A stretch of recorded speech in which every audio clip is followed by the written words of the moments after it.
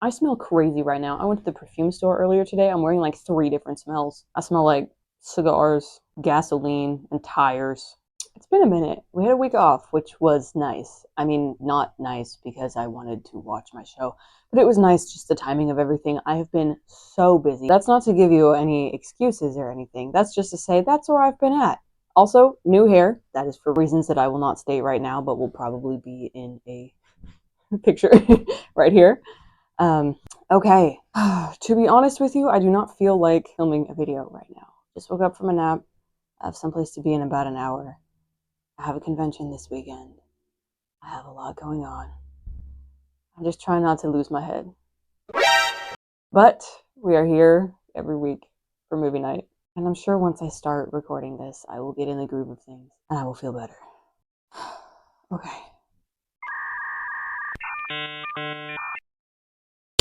So let's do this together, shall we? You can tell immediately that it's a flashback because of the aspect ratio.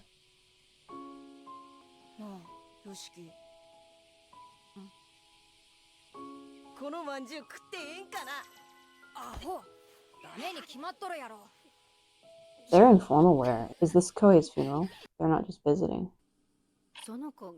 Episode 9, Onantaka. I always thought the scene took place at night. Late afternoon gives it a very different atmosphere.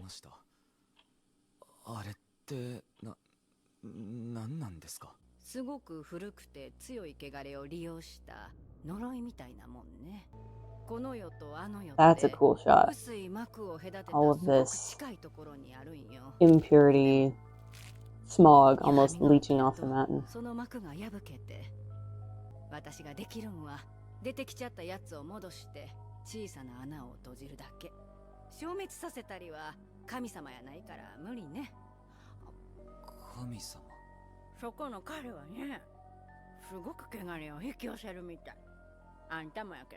There's an interesting lore that is being built here with things like impurities being dead people, being yurei, and they are within the cycle. They're in the death phase of the cycle. Hikaru is similar to them in that he is a scary thing that has come off the mountain, but he is so completely different from the impurities because he was never a person, he is not dead, he was never alive, he's not part of the cycle. He attracts these things. Why? We don't know. But maybe he himself is a hole, maybe a one-directional hole that they can only pass through and not out of. And his presence is so alluring to these dead things, but very off-putting to alive things. But not all alive things. Plenty of people don't register what he is at all, but animals and those who have supernatural abilities can tell that he is not right. Right, it's been possessions, it's been things unrelated to him. Except for Mrs. Matsuda, that was definitely him.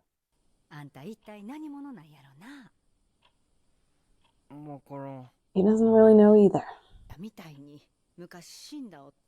Ooh, let's get into it.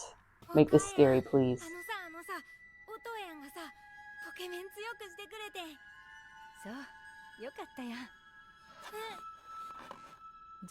Okay.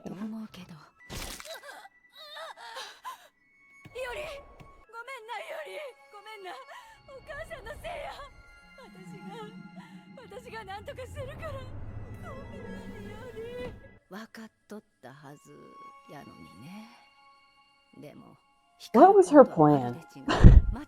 I know that love and the desire for normalcy and stability can make people do crazy things, irrational things. But what was her plan? Keeping the like rotting raisin version of her husband in there? For what? It's not like he can even work or help take care of the kids. Like, did he come back to her of his own volition? Did she go hunt him down and bring him back? He's aware enough to be able to play the Pokemon game, but doesn't look like he can speak or even exit the room. I don't know.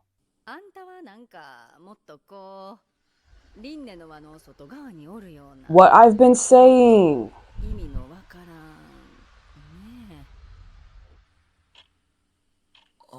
Are those Totoros on her clock?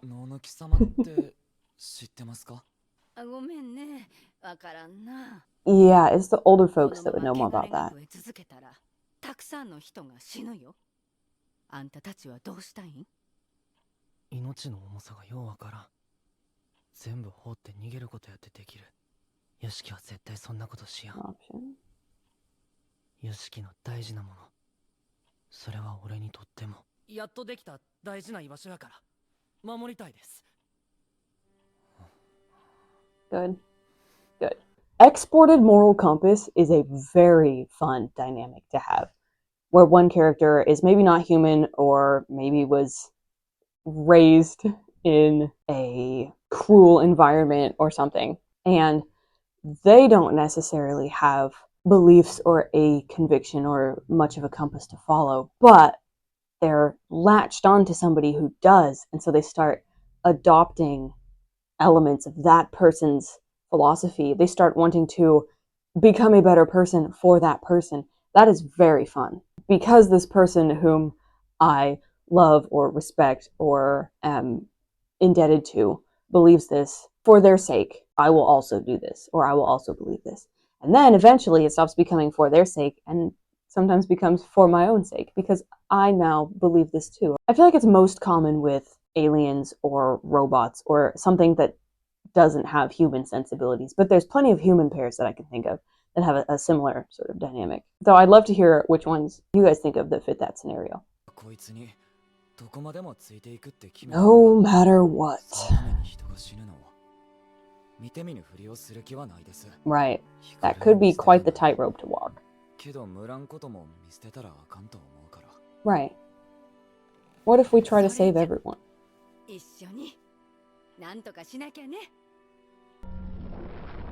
Swag. Oh, that was fun. You couldn't see anything outside the outline of the sunglasses. Hey, girl.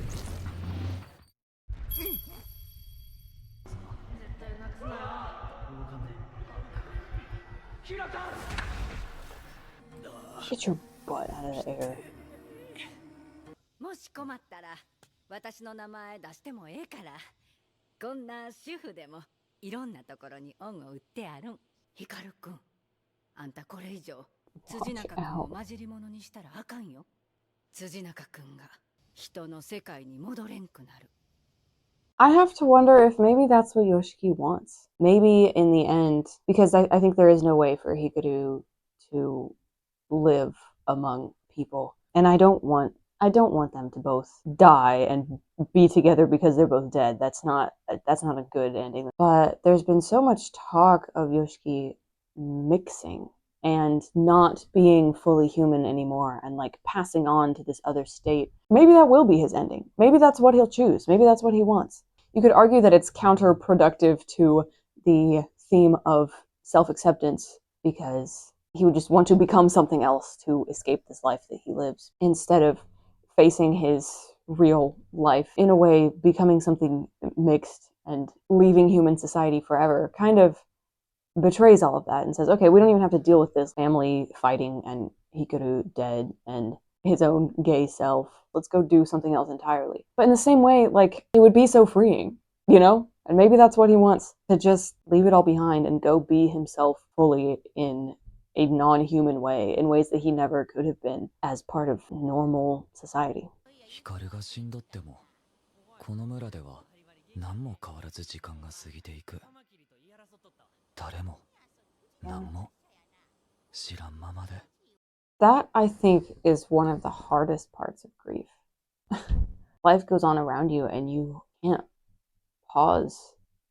You can maybe pause yourself for a little bit, but you have to keep living and you have to go on. I remember a traumatic event happening one night to me and my family, and when it all got resolved, we just wake up the next morning and go to work and school and errands and everything like nothing ever happened. But the whole day we're just racked by this knowledge of like something crazy. Some crazy happened to us last night and nobody knows about it. And honestly, I think I deserve the day off, but life's not going to stop for me. It's weird. It's not even alienating. Like, that's not the right word. It's just you get the sensation of like, wanting to stand still and like pause and like, can I sleep for 24 hours and everything pauses and I don't have to deal with my responsibilities and then we can move on. But it's like, no. And we can argue that society shouldn't be structured like that and we should be given more time for grief and unexpected traumatic events. But the fact of the matter is, even when your allotted time to grieve or to recover has passed by, you still have to get up and participate in life. I don't mean you have to, like, you are being ordered to, you are assigned to. I mean, you have to choose to. There is no other option, but you have to keep on living. It is the only option, but it is also your choice. こんなんでごめん。あいつがおると、お前を忘れやんでいられる。昔ここでよう遊んどったよな。うん。なあ、俺とヒカルの違いってどんなとこ？ You cry all the time. ヒカルは、お前よりは空気読むし、大人やし。Mm-hmm. 分かりづらかったな。結構ずるいところもある。もう絶対戻ってこやん。好きやった。前になんか俺の裸見て目背けてさ。言いたない。お。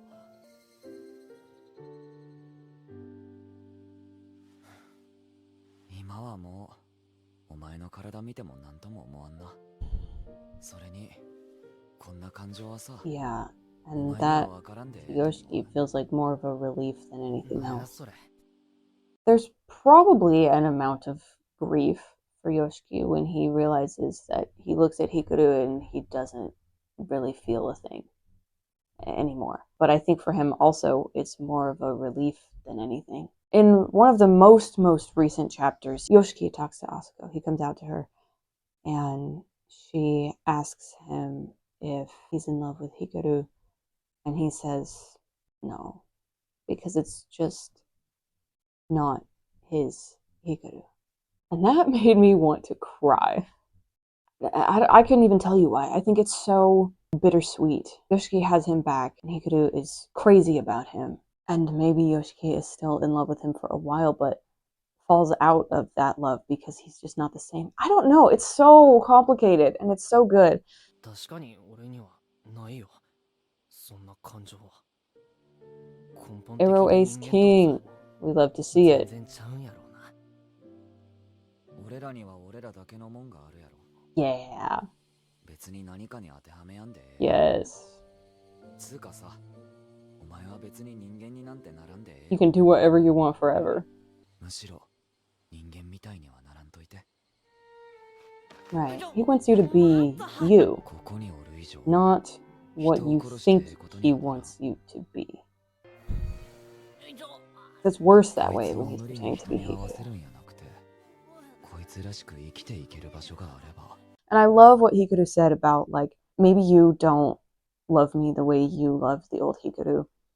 And I can't even love you that way because I'm something else entirely that doesn't have the capability for that kind of emotion, that kind of attraction. But we have our own thing going, and it's special and it's our thing. And I love that. Because when you really find your people, your person, your group, it's not something you can put a name to. There are relationships that go beyond just friends, that don't veer romantic because they're just not that kind of relationship, but it could be someone closer to you than anyone's ever been, and you don't want them in that way. You know, you just love them. And that is one of my favorite types of relationships to explore in fiction and to be lucky enough to experience in real life.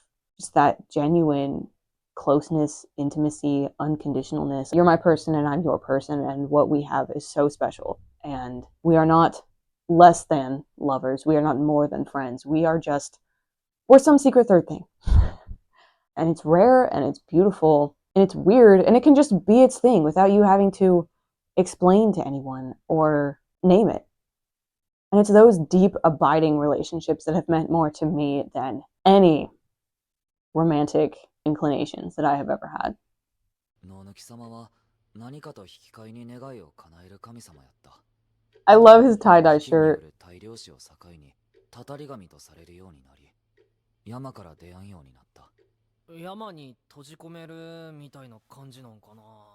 どうやらインドの男はヒチさんと呼んどる何かを使って代々山で何かの儀式をしてきた。まあ能抜き様の封印役なんかな。飛来神のように。 I wonder if it's hard to animate something with a complex pattern on it like that. 何か巨大な塊で A big clump of something hellish. そして輪廻の輪の外 Oh, that's computer animation. That was cool. 神様なのになんでこんな悩んで。 That's just life, bro. 俺がさ、山からおらんくなったから村に汚れが流れ出とるんよな。Mm-hmm. 俺が山に帰れば。お前やっと居場所を見つけたんやないの。それじゃあかんやろ。紅林さんも協力してくれとるし、要は汚れを山に留めておければええわけやろ。 It's simple. All we have to do is trap every impurity ever and prevent it from coming back down. Even though there's a huge energy source that they love and are attracted to. 貴様や村のことが分かれば、お前が何者でなんで汚れを引きつけるんか分かるかもしれん。そしたら村は汚れの被害に遭わん Excellent で voice 済む。 work. I love the strain and desperation in Yoshiki's voice right now. それから言えや。ありがととりあえず松浦さんの娘さんが言うとった武田のじいさんのとこ行くで。う。武田のじいさん、引きこもりの老人やな。 Hikikomori, yeah. Not often you see an old man as a hikikomori. But hey, hikikomori was one of the... Remember when I read the whole list of common horror tropes from that class that I took? Hikikomori was one of them. インドんとこの珍しいな。何の用？武田のじいさんに聞きたいことが、調べ学習的な。お父さんに？無理やろ、あの様子やと。何を聞きたいん？Bad at lying. 頼まれとるっつうか。ちょっと待っとってな。あのおばさん何者なんや。さあ。 She's an icon, she's a legend, and she is the moment. Now come on now. 紅林を呼んでくれ。はいよ、来てもらわんと。次に殺されるのは俺や。殺されるって松浦さんの。 I love that he just knows that. There's no reason, he just knows it. この村は汚れに飲み込まれとる。それって能抜き様。ダレンせいでインドの息子がダレンせいでこうなったと。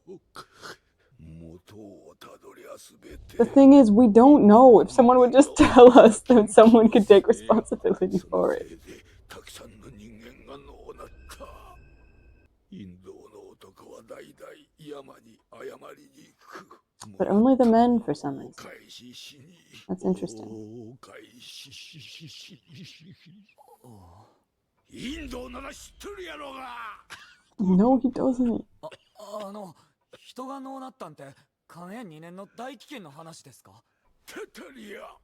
インドの人って結局何した。そんなことも知らんから儀式もうまくいかんかったや。聞いとらんか。 But the original Hikaru did know. And that is probably why he's so mature and like secretive or hard to read, as Yoshiki said. He was a person who was both fun and gregarious, but also very private, which is a fun combination because I wonder if the personability is sort of to hide the deep secrets that he's living with. So whether or not he was gay, because we don't know and we don't need to know and we'll never know, he was living with this huge burden that he couldn't tell anyone either, just like Yoshiki, because he was given the burden of this ritual. Another reason why he seems more reserved or like a grown-up. Like Yoshiki said, something along the lines of like he could read a room like a grown-up. Like he had emotional intelligence. He was forced to grow up too fast, way sooner than he should have been because of his father's death. That will also cause a person to become extremely private and gregarious at the same time. It happened to a buddy of mine after their dad died. And so if Grandpa's still around, why don't we ask him? Why can't we talk to him? Now, Grandpa does seem to be, maybe not all there, but he's mobile. He can carry a conversation. Was Grandpa also helping Hikaru bear the burden of the ritual, share some of the responsibility? Or was it all on Hikaru? We know the men of the family must do it, but does it pass from one man to the next? Like, does Grandpa not do it anymore once it's Kohei's responsibility, and then when Kohei dies, it then becomes Hikaru's responsibility and Grandpa can't participate? I don't know. I have so many questions about the ritual because as of right now, up to chapter like 38 or whatever we have, we still don't know what exactly the ritual was. I believe we will find out before the end of the story, but yeah, I forget what Indo means.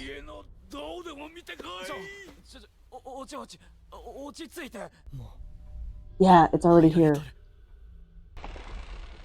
3 o'clock, the witching hour.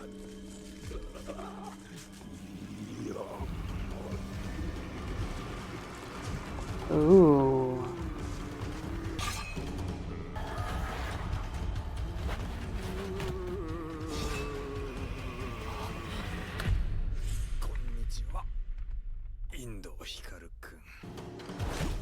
Whatever, man.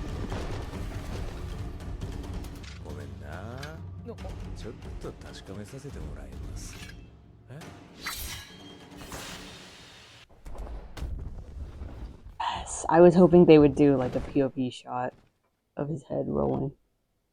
Yes. じいさんがヤバそうだと思ってきたらいやめちゃくちゃ都合良かったんです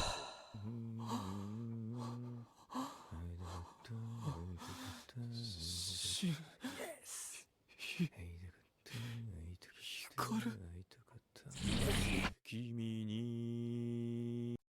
I can't freaking stand Tanaka. I think he just takes the weight out of so many of these scenes that would be so much better if he was not there. He just does whatever is convenient for him to do at whatever time. Will not let my frustration get the better of me. I think that scene would be much better if Old Man Takeda had the sword from the beginning. It was not a gift from Tanaka. I think if it was just an old historic relic in this old man's room, it would make plenty of sense. We see other weird masks and relics in there. And he has a sword because he's paranoid and he knows he's going to die, right? So he's the one that then cuts off Hikaru's head. Tanaka comes in and banishes the impurity. Because otherwise, what is the point of Old Man Takeda being there and having the sword and any of that? If Tanaka was going to knock him over and take the sword and cut off Hikaru's head anyway, what was the point of giving him the sword? Like, so what I think it should be is Old Man Takeda has the sword, and so when Hikaru comes, he's like, that's the thing, picks up the sword, beheads Hikaru, Yoshiki's freaking out, Tanaka swings in, banishes the impurity, and saves them. And then is like, Hikaru Indo-kun, it's nice to meet you, or whatever. Instead of orchestrating this whole weird sword thing so he can come in and cut off Hikaru's head anyway, but like while he saves them, like, what the hell ever, man. And it would paint him in a much better light. I just think the less Tanaka gets his toes in things, the better. And then we could have a scene with some weight to it where Hikaru gets his head cut off and Yoshiki has a moment of panic, like he's dead again without Tanaka there. And then Tanaka can come in and save them. And then he'll just start talking to Hikaru like normal. Hello, Hikaru-kun, nice to meet you. As Yoshiki's like holding his head because Tanaka knows he can't die. And so let Old Man Takeda do the work. Let him be creepy and weird. And not everything has to come back to Tanaka. He didn't even banish the impurity or like vanquish the old man. He just knocked him over. Anybody can knock over an old man. It's not that hard. You can easily overcome him. It would be dope if he could come in and banish it. And then it's like, oh. Because as we all know, actually we don't know. This is unconfirmed. But as we all are thinking, Tanaka is Iori Kuribayashi. So, yeah, I don't know. I have had beef with that scene. And the fact that they added an extra scene of Tanaka showing up to give the old man the sword honestly just put more beef in my sandwich. I'm eating a double hamburger now because of my beef. None of this makes any sense. Anyway, I don't want to just be the complainer and complain about things. But this is like one of the things about the story that has always bothered me that I feel like could be slightly tweaked and make it a whole lot better. So I just had to get that off my chest. See, I did end up getting into it and having things to say and feeling a lot better once I actually started the camera. I just had to, start the camera. So thanks for watching along with me. I got to get going. I have to go help a friend eat a whole roasted pig. In time, ink lines, bitches couldn't get on my